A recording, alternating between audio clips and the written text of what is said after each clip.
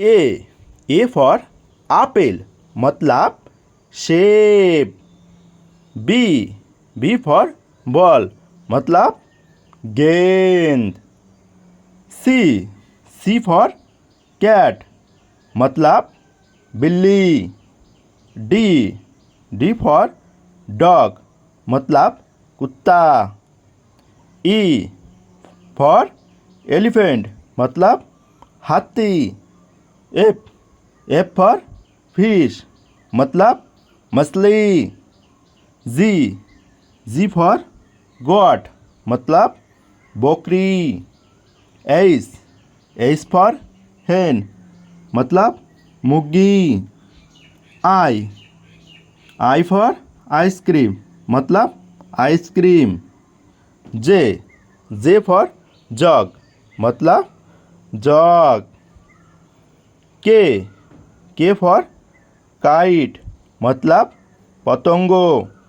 L for lion मतलब शेर। M for mango मतलब आम। एन फॉर नेस्ट मतलब घोंसला। ओ फॉर ऑरेंज मतलब संतरा। पी फॉर पैरोट मतलब तोता। क्यू फॉर क्वीन मतलब रानी। आर फॉर रैबिट मतलब खरगोश। एस फॉर सन मतलब सूरज। टी फॉर टाइगर मतलब बाघ। यू फॉर अम्ब्रेला मतलब छाता।